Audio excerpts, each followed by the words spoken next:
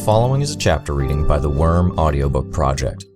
Please support the original author at parahumans.wordpress.com. Thank you and enjoy.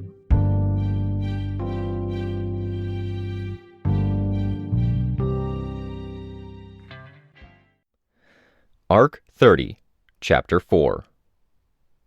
I didn't break eye contact with Dragon. My eyes were damp, and it was impossible to find a balance in terms of keeping still. I either slumped over, or I held myself so rigid that I trembled, an ache creeping over my body, my muscles too taut.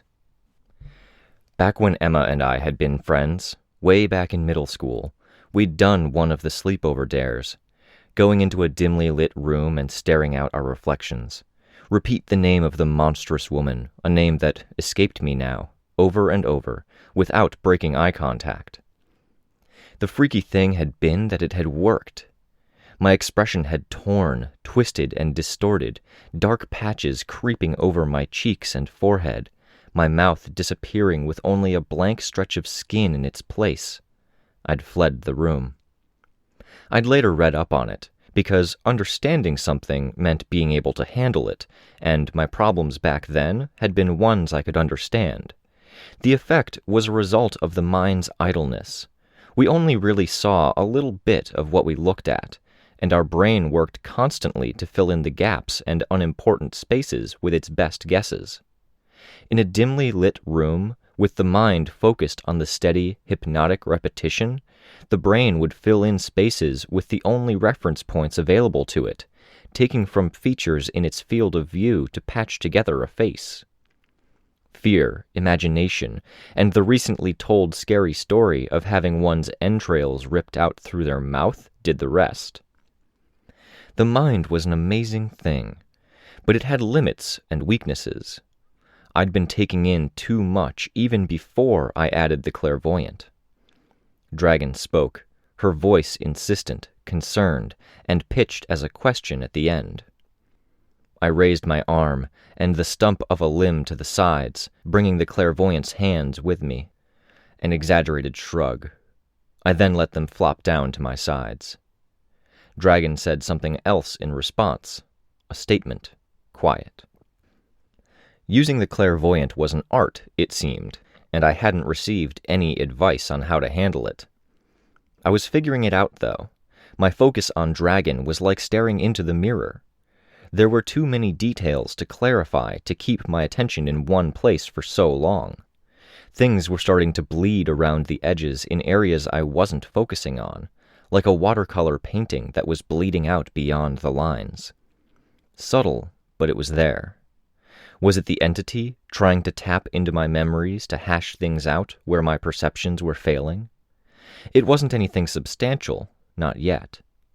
I was focused on Dragon above all else. The various people, the capes, the fighting, all were clear in my awareness. It was the hills, the mountains, the vast spaces of water or field without anyone nearby that were shifting subtly. Cities in particular seemed to be a jumble. Or was it just easier to see the differences and errors when a city was rearranged in a way that didn't make sense? More to the point, was I simply losing my mind entirely? I'm running out of time. I raised my hand again, reaching out towards the birdcage, below us, towards the comparative miles of space and containment foam, the force fields and countless other effects that had been worked together to form the most secure facility they could manage. The empty space between the hanging structure itself and the walls that had been thickened by the engine was vast in a way that staggered me just a little. Shit like that didn't help with the fucked up perception thing. My hand was shaking, the muscles in my forearm too tense, the hand too loose. Without breaking that eye contact, I gestured, turning my hand over, curling the fingers. I opened a portal at the same time inside the birdcage. Dragon shifted her stance, and that same room flooded with containment foam. She said something in that same quiet voice. As communication went, it would have to do. Not the words I couldn't understand, but the gestures. I'd declared what I wanted. She'd drawn the line. I wanted so badly to hug her, to cross the distance between us and throw my arm around her muzzle or around one of her legs, to have something physical to hold on to that I wasn't actively controlling. I couldn't give her an opening to take me out of action. I began opening a portal beneath a flow of lava, a trickle on Earth bet, at the mouth of a cave system. The lava met the edge of the portal and it winked out of existence. A splash of it passed through the portal, touching Dragon where her neck met her body. She moved, jet engine wings reorienting, pulsing with thrusters going on full to move her 50 feet to the right.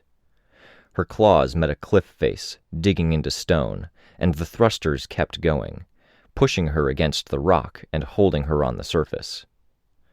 Right, okay. A different tack then. She was retaliating too. Her guns trained on me, barrels glowing. I opened defensive portals before I even saw what she was firing at me. Lightning, crackling invisible arcs around what looked like sphere-shaped empty spaces. Controlled pockets of ionized atmosphere, probably, to give the lightning a path to travel. The lightning traveled through the portal and struck Scion from behind. I closed the portal before he could react. The guns changed, the barrels contracting, the mounts behind the barrels reconfiguring. A portal simultaneously opened behind me. She sprayed containment foam. Not a stream, but an honest spray, as if she was trying to paint the entire mountain peak. I stepped through a portal, putting myself halfway on the other side of the world. I stood on the roof of the Byzantine Tower in Istanbul, third tallest building in the world, surrounded by a shattered city and waterways that were now polluted with detritus and rubble. Then I opened fire. Every parahuman I controlled with a ranged attack or gun fired into the portals I was opening beside them. The exit points were beside Dragon, and a cascade of bullets, lasers, energy shots, ice, lightning, metal, and other effects obliterated her ship, tearing through the cliff face. I moved my collection of people out of the way before the resulting rock slide could kill anyone. The Thinkers and Tinkers joined me. The rest relocated to other points on the mountain. The ship she'd sent my way was slag, barely worth calling scrap metal. I checked it over twice. Dragon deployed her drones. Not ships, but tens of thousands of airborne craft, most no larger than a basketball, kept aloft by anti-grav panels like the one on my flight pack. I already knew that each was loaded with a specific payload: containment foam, EMP pulses, explosives, tear gas, and more. This wasn't a typical fight. It was more like a war. Two parties with vast resources at their disposal, with armies and incredible potential in terms of the tools we could bring to bear. In a typical fight, things would end when one person knocked the other out, but a war rarely ended that way. The fighting would continue until we'd done enough damage to the other that they had to give up. Dragon was decentralized, with no single point that could be attacked to remove her from the fight. Truth was, I'd probably have to destroy everything to destroy her, if she didn't give up. If she could give up. As for me, I was inaccessible, out of reach. I was quietly confident I could win this, one way or another. She'd have to defeat every cape in my little army, every cape I potentially acquired in the meantime, and I doubted her willingness to do that. Don't destroy my army. Please don't be willing, don't be capable. If that happens, then I've failed completely and totally. I've done this to myself and will go out as a villain, all for nothing. The fight against Scion was ongoing. I needed to be able to focus, especially with the way things seemed to be breaking down in the least important areas. I couldn't split my attention between him and Dragon, or something that was nigh impossible would become harder. The drones closed the distance, and my army began gunning them down. They were evasive, and I could take in the whole picture to see how Dragon was managing them, not simultaneously, but close enough it barely mattered. I tapped into precogs and clairvoyance, along with other tinkers, gauging the best approach. Shen Yu informed me of the general thrust of Dragon's attack. I could see it through his perceptions, modeled, indistinct lines in the battlefield. X drones moving to one of my groups, Y drones to another, the path they intended to travel. I could tell that as well. An initial wave of attacks to debilitate, and then the second wave, drones, for a follow-up strike. The lines had a feeling to them. I could almost assign labels: infantry, cavalry. I looked around me. If I drew parallels, tried to correlate what I was seeing with what Shen Yu was seeing, she was aiming to strike me. How? 17 Dragoncraft deployed from the hangar. Again, not combat models, but utility models, fast response and rescue. Craft she'd been holding in reserve, no doubt because of the cost of deploying them outweighed their potential benefit against Scion. The clearer Dragon's direction of attack became, the more Shen Yu's awareness clarified on her weak points. Distant locations and objectives. Some were objectives I couldn't identify, even with the clairvoyant. He only saw within the boundaries of Earth's atmosphere. Others, valid targets. I sent one squad to an army base. Pulses of gravity and intense heat let me detonate the contents of a munitions depot and direct the force of the explosion in one direction. The end result annihilated a data center Dragon had set up nearby. I'm sorry. I could see her reaction, in the broadest sense. Where her drones had been micromanaged before, they weren't being controlled now. She was focusing elsewhere, controlling the larger craft and assigning them to the protection of the various data centers. There was a skeleton crew of people at one facility, a data management firm that Dragon had bought out, I suspected, because the entire databank was reading as hers. Row upon row of servers, standing like tombstones in refrigerated rooms. Freezing air poured through the floor, pushing up against the warmer air. The facility seemed more like an alien landscape of steel and cold than anything of human design, complete with a constant, persistent weather pattern, a constant gale force wind generated by the movements of hot and cold air in what had to be a careful design. That the crew had stayed suggested something about their personalities. Discreet, paranoid people who'd built a shelter inside the facility as a hiding place in case things went to hell. Which was pretty damn reasonable, considering the sheer amount of nightmarish crap there was in the world. I used portals to take control of them. I couldn't read what was on the screens, so I had to take a more direct route. They made their way through the building, throwing switches, pulling plugs, and opening sealed doors. 3 of my Yangban capes entered the facility through portals and began generating heat, as they'd done outside the CUI's Imperial Palace. I couldn't find the freezer. Another cape could step through to damage it. Dragon's utility craft arrived on site, but the damage had been done. I'm sorry, I thought again. My attention shifted to the monitors and gauges in her various databanks. I could see dials shift closer to red, numbers rising, gauges nearly filled. Dragon could manage her things, I told myself. She had safeguards, ways of keeping her data safe. There was no doubt in my mind on that score. Each time I disabled a facility, I forced her to consolidate, to put the resources that remained under further stress. My ranged capes aimed for portals once again. This time, I put the exit portals against Earth's atmosphere, aiming for the general direction of a satellite. It took 30 seconds of sustained fire before Shen Yu's power stopped telling me it was a weak point. Other thinker powers in my range were giving me similar feedback. A cape with perfect eyesight was telling me it could even see the explosion.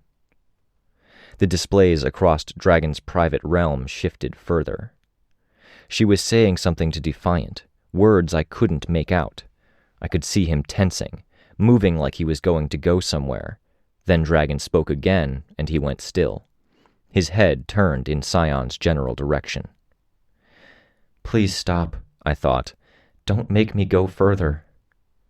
She went further. She intensified and organized the attack, and her drones reached my front line, disabling them with non-violent means. Tranquilizers, electric pulses, containment foam, and tear gas.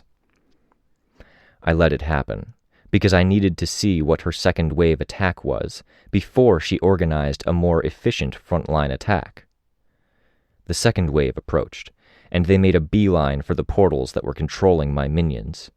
The portals that would exit right next to me, but the drones were too large. Until they jettisoned outer shells and accelerated. Half the payload, but they had the same kind of propulsion jets I had in my flight pack. I moved the portals a fraction of a second before they speared through, and they continued onward through open air. Shen Yu informed me about the third wave's imminent attack. Not a feeling of attack, but the initial wave had read to his senses as something like infantry or spearmen. The second wave had read as cavalry. This? A siege weapon. The lines that Shen Yu's power painted on the world indicated something deliberate, devastating, but diffuse, somehow indirect. I directed fire at the drones, and force fields served to protect most. The non-Yangban capes I had that could penetrate the force fields were few and far between, the drones too numerous. They set up, planting their mechanical limbs firmly on the ground, and then they deployed, pyramid-shaped structures glowing blue at the peak. My portals began opening, ones I'd closed not long ago. Portals I'd opened to control my capes, and the larger portal I'd opened to escape to this location on the Byzantine Tower. I couldn't shut them. Drones started to make their way through. I, in turn, opened another portal, handing one tinker device to Shen Yu before hurrying on, leading the rest through. Portals blocked the drone's ranged fire. The Yangban strategist used Teacher's device, and all the doors in his vicinity slammed shut. Dragon's path to me was shut. I watched the meters and gauges. Each attack had pushed Dragon's remaining resources closer to capacity. That was on top of the extra strain she was under with Scion having done so much damage to the eastern seaboard. He would have eliminated other databanks when he'd attacked. Just like me, she'd been wounded and disabled before entering into our private war. Just like me, she desperately wanted to focus on Scion, but couldn't afford to. If each attack pushed the remaining databanks 4% closer to capacity, at a guess, no. I was having trouble putting the numbers together, had to eyeball all of it.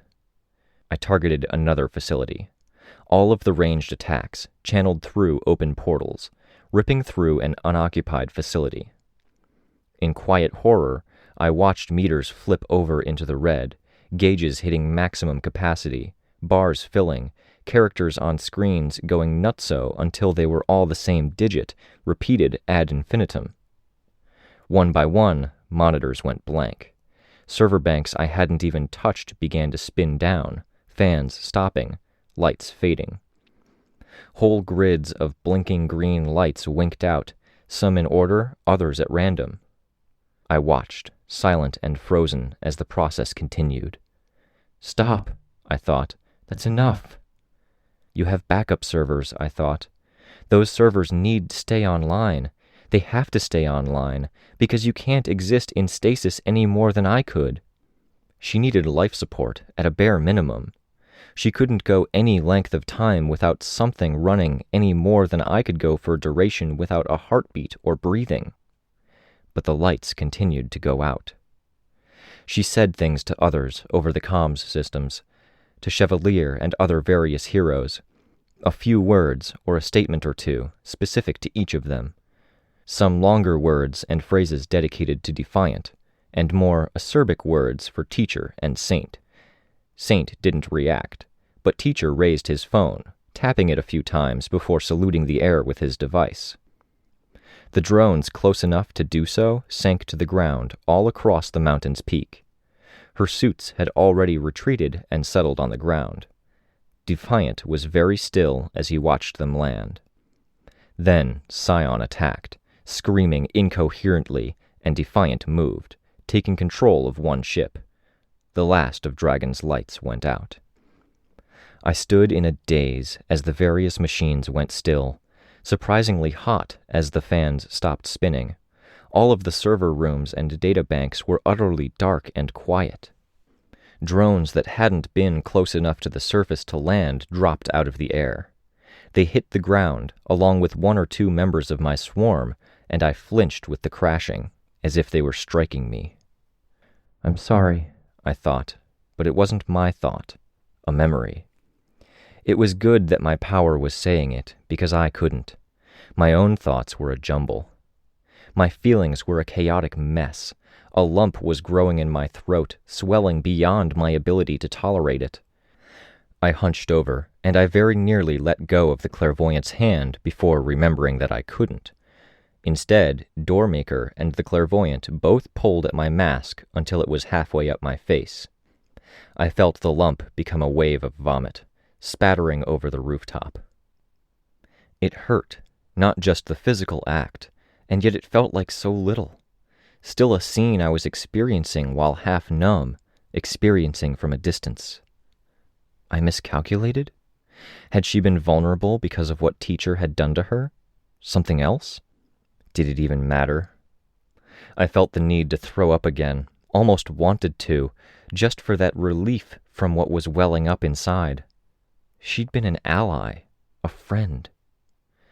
I wanted to scream, to yell at her for being like all of the others and refusing to play along, to listen and cooperate. I wanted to do the opposite, to beg her for forgiveness and hate myself for being exactly what I'd criticized others for. I wanted to put all of those feelings aside and start dealing with Scion. I wanted to give up on that entirely because, fuck it, what was I even trying to save at this point? If I'd been whole, if I'd been balanced, I might have been able to find the middle road between the conflicting ideas. But I wasn't. I remained hunched over, almost paralyzed. My anchors. What had I chosen again? Tattletale, Rachel, Imp, Gru's cabin. My interlinking hexagonal portals were a mess. In the course of fighting Dragon, I'd closed portals and opened others without any attention to keeping it together. That was something to pay attention to. If I wasn't feeling my emotions as clearly as I should, I had to look for the external clues, and that jumble was suggested of an emotional turmoil I'd been suppressing. I began pulling the grid back together, not feeling any better. What else? I reached out, trying to remind myself of the anchors I'd set up. My mom. I found the graveyard. My old house. Where had it been again? The streets were such a mess, one pile of rubble virtually indistinguishable from the rest. What was I supposed to even do to identify it if there were no landmarks? I'd hoped to use the anchors to help push myself forward, but reaching for one thing that I'd known from the very beginning and failing in the process left me in a more unbalanced state. I was what? There had been an idea I'd been reaching for, a word, a symbol, something, yet I couldn't clarify it in my head. Don't panic, I thought, but the words sounded panicked in my head, rushed, sloppy. My breathing was hard and fast, my heartbeat pacing out of control. Between the two, it was getting to my head, affecting my thoughts. Don't panic, I told myself. The repetition felt good, helping. Or had it been my passenger telling me not to panic? No, I had a perfectly normal lapse. Perfectly normal. A person in a stressful situation like this is going to have moments where she can't come up with the right word. Perfectly normal. My breath wheezed a little as I panted. You don't want to, but you have to, I told myself. Stop Scion. The portal slid open. Except I hadn't ordered it. You want to take over, passenger? I thought. I began to struggle to my feet. The drones moved. Defiant? Saint taking over her systems again? They flowed through the doorway to Shen Yu, blitzing him in passing. No, neither of the two seemed to be paying attention to me. They were focused on Scion. I began erecting portals, shooting the drones out of the air, defending myself against the initial bombardment of tear gas canisters and containment foam. If I was slow to react, it was because of the disorientation, the lack of knowledge of who and what I was up against. I had other thinkers available. Understanding their power was easier with the Yangban's power boost. If they were puppets, the power boost meant the puppets fit my hand. I put them to work, trying to divine just who was seizing control of these drones. It was so much easier to operate when I was doing something. Time and again, my lapses, the slippage, it had been in the quiet moments, between the conversations and the fighting. This was me. I thrived when I had an opponent, and when I could carry out that goal I'd had from the beginning, getting the world to the point where it all made sense, bringing people in line, subjugating those who would get in the way or do more harm than good. That was how I functioned. I'd always reveled in the chaos, in the madness of it all. No, the thought crossed my mind, not always. Once upon a time, I'd been Taylor, minus the powers. I'd avoided conflict. I'd just been trying to get by. Does that mean this is you, passenger? There was, of course, no reply. The drones kept coming, and I redoubled my efforts, calling individuals to me to form a battle line. The moment the line was in place, the drones shifted, some entering the portal, then immediately making a U-turn, flowing back around the sides of the portal and down. They circled around the building, trying to get at me from behind. I had to redistribute my personal army to block them off. The portals were open and I couldn't close them, but the lights on the drones were off. No lenses glowed. The anti-grav panels were the only thing that indicated any power at all. Remote control of some sort? The lights are off, but they're still running. I laughed, abrupt, an alien sound, not my own laugh. The goddamn lights are off. It wasn't Saint mounting this attack against me. It wasn't Teacher or Defiant or any of the other guys. I continued laughing. My winded panting and nausea from before translated to a kind of lightheadedness. Fucking dragon. Fucking with my head, giving me a reality check, trying to catch me off guard. She'd figured out that I had the ability to see her systems. She'd switched off the lights on the panels, put every system into hibernation, stopped the fans, and cut everything down to a bare minimum while the fans had stopped, so they didn't overheat too quickly. A drone that had crept around behind the building detonated in a flare of pale sparks, and every portal in the vicinity distorted, taking on weird shapes, more three-dimensional than two-dimensional. They winked out of existence, leaving me in the midst of an army I no longer controlled. Fucking tinkers, I thought, but I was strangely overjoyed. I was fucked over 6 ways from Sunday, but I was happy. I hadn't murdered one of my favorite people. The capes at the edge of the rooftop were looking around in a daze. The drones were moving, assuming a perimeter. The capes at the edge of the rooftop looked lost and shell-shocked. And I was still laughing, clutching the clairvoyant's hand as if it was one of the few things keeping me grounded. Capes at the edges retreated, bumping into one another. The laughter stopped as I abruptly let out a sound, half roar, half scream, incoherent, channeling every last iota of the lingering rage and despair into the noise. I commanded the people in my range to attack the drones, and I continued screaming even as my throat began to hurt and I felt like I might pass out from oxygen. Dragon was only just beginning to speak, some drones blaring out words in what might have been English, others in a sing-song dialect that was likely Chinese. The percussion and detonations that followed the attacks striking home drowned out most of it. The ones at the edge took cues, attacking the drones they'd just been fighting. Each and every one of them had been brainwashed, some by teacher, some by the Yangban. They hadn't had freedom of choice for some time. Between the scream of rage, a pretty damn universal sound, and the actions of the ones I did control, they defaulted to going with the crowd. I still had to deal with Dragon. Her intent was clear from the way the drones were moving. She wanted to target me and stop me from the source. I needed to do the same, and I needed to do it without destroying her infrastructure. I wasn't going to risk making that faked death into a real one. Fuck you for fucking with my head at a time like this, Dragon.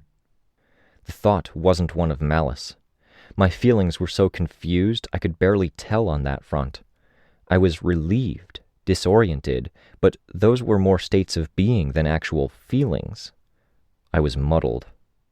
One task at a time, stopping Dragon. I watched as the suits she'd settled on the ground kicked back into action. We'd fought Endbringers together. For a time, the guild had been one of our biggest assets. I'd seen what happened when Dragon was taken out of action. AI? Nothing substantial. But when her main suit was taken out of action? I saw the way she deployed the suits. Which was she keeping safest? One was in the thick of things, creating different types of force fields to try to mitigate the damage Scion was doing to our side. Capes had baited Scion out over the water, but the fact that there were less targets in range was counterbalanced by the fact that Scion was more focused on those who were there, and he was hitting harder. When he hit the water, waves crashed against the shore, doing nearly as much damage as any of his attacks might. A leviathan with one arm, one leg, and most of its head missing was perched on the shoreline, apparently mitigating the damage. There were 2 more suits on the fray, offering long-range fire, and one more above the clouds, periodically firing exceedingly long-ranged laser beams at Scion. The drones were making headway. These capes weren't completely under my control, and they weren't the most stable either. They were liable to crumble where other capes might stand firm. Doormaker was recovering his power. He could make portals, but it was slow. My first instinct was to regain control. I reconsidered. I didn't have time to feel guilty. I didn't have time to think. There was only a moment where I felt the weight of what I was doing, the knowledge that if this didn't work, I'd set everyone back for nothing. I opened portals behind Dragon's longest-range ship, the entrance portals above my army's heads. I began firing through the doors with every individual I could control, creating more portals to seize control of others with every passing second. More ranged attacks joined the barrage. Dragon flew out of the way, her ship badly damaged, and I moved the portal, maintaining the assault. The wreck of the ship plummeted from the sky, and the behavior of the other dragon craft changed, as though they'd switched gears. The drones dropped from the sky once again. Something told me this wasn't a feint. I opened portals into the birdcage, and Dragon didn't stop me. No containment foam came down from the ceiling. Maybe 50 or 60 members of my swarm had been disabled by the non-lethal measures. With the birdcage, I added 743 individuals to my army.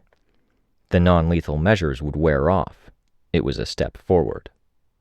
I turned to my passenger to sort them out, and I sent a share of them into the fight to reinforce the others. One obstacle removed. Dragon would take time to reboot. I could disable her in a similar manner next time. Defeating Dragon this way hadn't been ideal, not completely freeing myself of the distraction and threat she posed, but it beat murdering her. I turned my attention to the world as a whole, with the idea of recruiting other capes. I hit a dead end. The worlds were bleeding together, and it had gotten worse while my attention was elsewhere. I had to force myself to clarify what I was looking at, to tell myself that the areas didn't make sense. It took excruciating minutes to get my head out of that sludge, and to make sense of what I was looking at. Minutes, as Scion tore into Alexandria, to convince myself that it was all in my head, and that Scion wasn't actively tearing apart reality. I exhaled slowly, and the exhalation was a shudder. My throat hurt from the screaming. The going was slow at first, but it picked up as I let my passenger handle more of the load. Capes in hiding, rogues, deserters who had fled for safety in our hour of need. A surprising number of capes who had no costume, and who had barely used their powers at all, judging by the way it felt when I reached for their abilities. They were rogues who'd been subtle at best, or rogues who'd gone without powers altogether. There were the retirees, not old capes, but capes who'd been wounded, or who'd dropped out of the scene for other reasons. Their powers were more developed at their core, but rusty at best.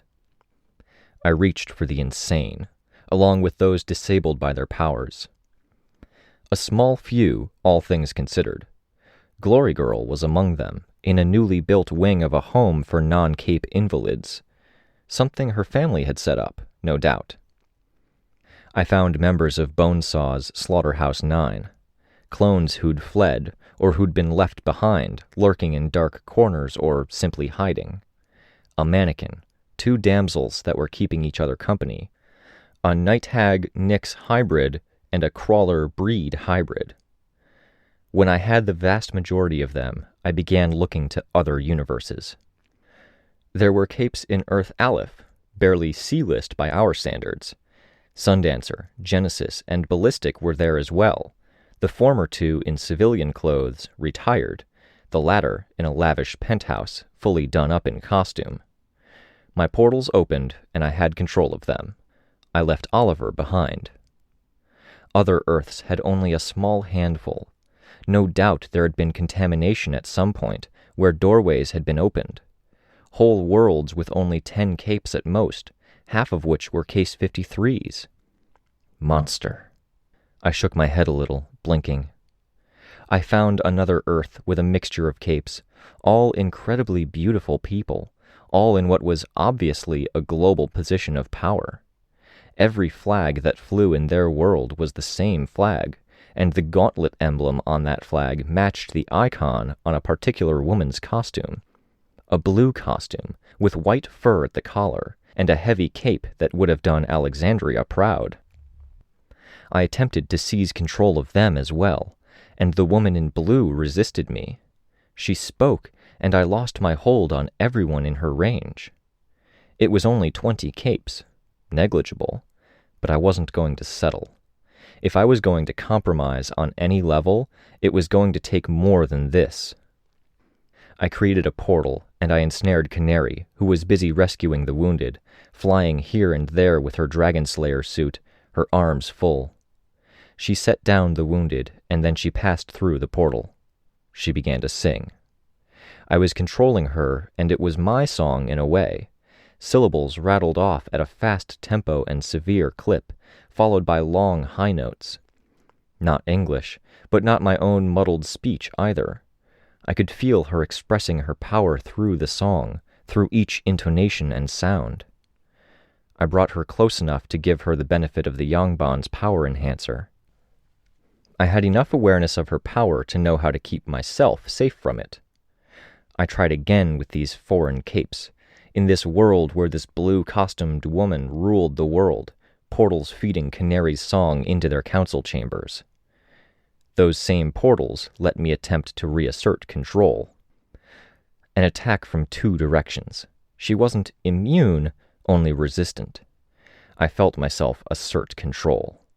I understood her power, even if I didn't understand a thing about her. A personal, point-blank trump power, allowing her to tune abilities and defenses much like Scion did.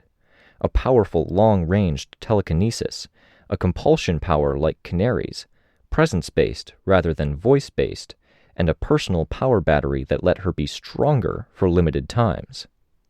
Where the hell had she come from? No powers that really made her amazing against Scion, but it was an asset. The others, they weren't weak. Nothing game-breaking at a glance, but they weren't weak. Sleeper. I could see him, sitting on a lawn chair on a balcony, reading a book out loud to himself. More trouble than he was worth. I let him be. One by one, I brought the ones I'd collected to the battlefield. The prisoners, the brainwashed, the lunatics, the cowards, the monsters, and the broken. They assembled in groups, in spaces between the other major groups, in front, behind, above, and below. Canary's song wove its way out of the portals, slower than before, working with the wind and the waves rather than fighting against them. More doors opened, and more of the ones I'd collected continued to appear. Teacher was making his way into Cauldron's base, walking past the heroes at the doorway like he belonged there. He was talking into his phone, mocked up to be like a PRT issue phone, and the communication was going to every major member in the Protectorate and Guild. Contessa, for her part, was waking up. I was shaking, and it wasn't just the tension. I wanted to sit down, but I knew that if I did, I probably wouldn't stand again. My anchors, the mantle of portals, Tattletale, Rachel, Imp, grew. My old house continued to elude me. That detail gave me a sinking feeling from my gut. I reached out for a replacement. Not my home then. My dad's workplace? No. Something else. Something family. A quaint old house on a hill, surrounded by rose bushes, a grandmother. Not my grandmother. I barely knew my gram. I shook my head. The house on a hill had been a memory of something I'd read once. It was unsettling. The seeming reality of it, the nostalgia. If I was a little further gone, could I have clung to it, used something wrong to keep my identity intact? I was still lost in thought when I became aware that I'd stepped onto the battlefield. I hadn't plotted it, had even felt like it would be a bad idea. Now Miss Militia was turning my way. Exalt was standing beside her. Teacher was talking, and they were responding. He was warning them about the threat. I could see people throughout the crowd, Protectorate members, team leaders of the wards. They were tense. A voice carried over the wind. I recognized the quality of it, even if I didn't recognize the words. Glastic Wenye, welcoming me back.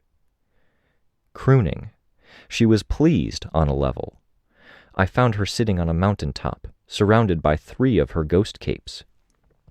My small army had grown to be a formidable force, 3,000 strong in all. I had 30 layers of portals around me. Teacher said something, and it was Tattletale who replied. I could see her, and she didn't look happy. So many voices, so many things to focus on. I felt momentarily lost in the midst of it. I had a large army, by parahuman standards. I was probably strong enough to kill everyone here. I stopped myself. Why had I thought that? I didn't want to kill anyone. Glastic Wenye continued to croon in my ear. Was it her? No. I was almost positive it wasn't, and I had any number of thinkers at my disposal who could have warned me. I shook my head a little. I had a large army. I was powerful. I could move on to the next big step, but I wasn't sure how. It was like playing chess. The moves I could make had enough gravity and nuance that I could only make one move at a time. What to do first? What wouldn't open me up for retaliation? It was better if I wasn't here. I turned to leave, backing through a portal. Tattletale, in that same moment, stepped outside. She gazed over at my army, then turned and looked straight at me.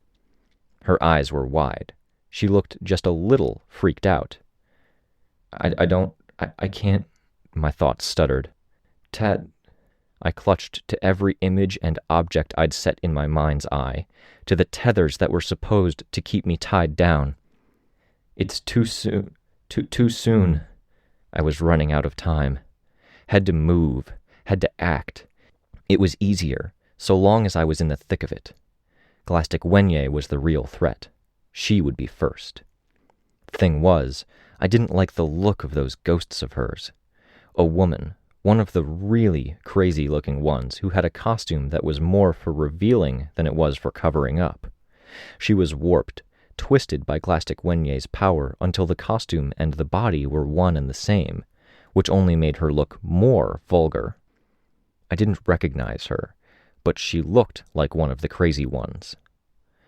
There was a guy, built like a football player in full padding, only it was all muscle. That muscle, in turn, was covered in armor that had spikes studding it at regular intervals. The helmet covered his eyes. He sat at Glastic Wenye's feet, and he was tall enough that her eyes barely looked over the top of his head. And there was a woman, so thin she was barely there, a look no doubt exaggerated by Glastic Wenye's power. When Glastic Wenye spoke to me, it was the thin woman who passed on the message, her lips moving. Like Screamer, then. I prepared to make a move, and I felt the danger sense of no less than 12 different capes in my army go off. Yet I still alerted the ghost in armor. He moved, lurching to his feet, and he spoke. Glastic Wenye said something, and it was a single word, a hard word. He was a precog, and to look at him, he was a defensive cape. She'd been anticipating an attack. The thin woman moved, and a current of wind ripped through the air, 2 feet wide and 10 feet tall, less a tornado and more of a battering ram. It flew through the sky, homing in on me. I moved through a portal, and the column followed. It hit me like a truck, and I nearly lost my grip on the clairvoyant's hand. I tumbled. In a sense, my lack of control over my own body helped more than anything. I was left panting, but I hadn't tensed up because the reflex simply hadn't been there. Being limp when I took the hit was better than going tense and tearing something. The Fairy Queen had anticipated an attack. She had to know what I'd been doing, how I was operating. If I used my power... What did the vulgar woman with the lipstick smirk and creepy white teeth do? Another column of wind homed in on me. My army threw barriers in the way, force fields, walls of crystal and walls of fire. The column passed between them like it wasn't even a consideration. I closed the portal in front of me before the column could zip through. I watched as it changed course, heading for the nearest member of my army. I might have been able to do something about it, but I suspected it would have found a way to me anyways. Instead, I shifted my grip, gripping the young man's wrist and making him grab mine, a surer grip than hand on hand. The wind attack compressed, passing through the foot-wide portal behind them, and it hit me. Not as hard as the first because it wasn't as large, but it still hurt. The Fairy Queen spoke, her voice imperious, echoing in that curious way of hers, indignant more than furious, but still with that bite of anger behind it. The others on the battlefield reacted, and it wasn't to rally against Glastic Wenye. Tattletale was murmuring under her breath. Was it my name? The Fairy Queen banished her Wind Witch and brought out another spirit. I tried to capitalize on the distraction, getting one cape with one of the stronger ranged powers to attack her. A gravity pulse, a bullet that imploded things at the impact site. The man in armor moved, and the vulgar woman reacted, creating a circle of rippling air. The bullet struck the barrier, and the man who'd sent out the pulse promptly imploded, blood showering everyone nearby. Something indirect, then. I opened a portal a distance away, and I used Canary's song. She kept the field up, and I could feel the pain rack Canary, hear her choke on her words. She doubled over and coughed up blood. A power counterer, a precog, and Eidolon now. If I'd used a portal, what would have happened to me?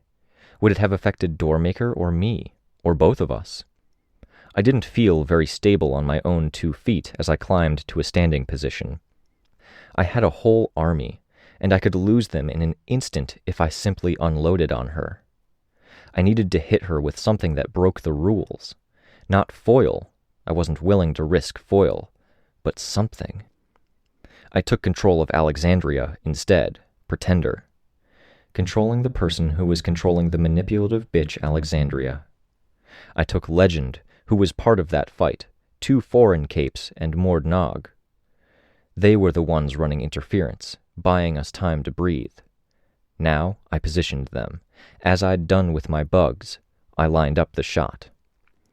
He took the bait, shooting. I moved everyone out of the way. Glastic Wenye's pets informed her of the imminent danger, and the shield was raised in time. Smoke poured off of Scion, indicating he'd taken the reflective effect full force. And smoke cleared around the Fairy Queen as well. She was panting a little, her ghosts tattered but intact. I made her stand straighter, and then banished her ghosts, replacing them. I'd used the distraction to plant a portal behind her. I opened a portal, passing through, re-entering Earth Gimel.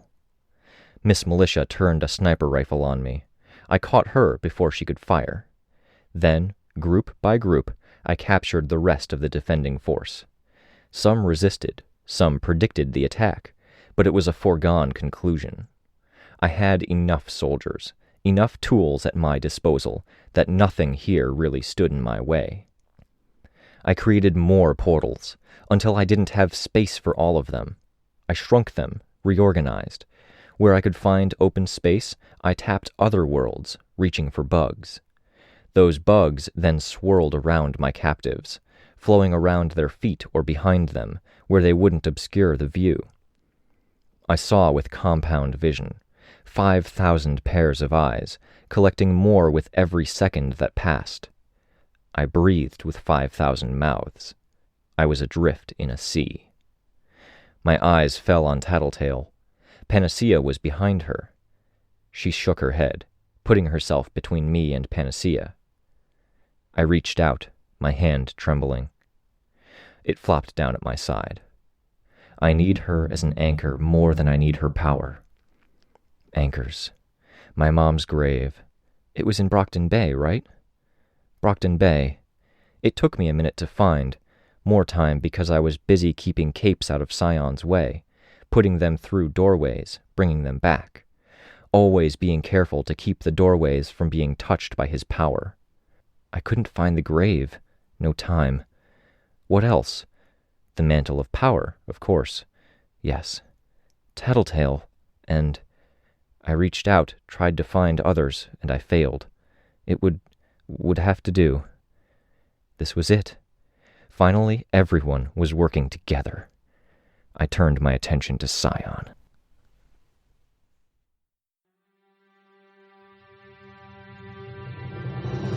Hi, this is Rein.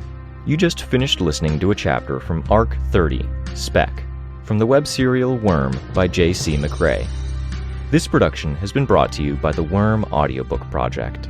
If you would like to know more about us, or to volunteer your own services, please check us out at audioworm.rein-online.org.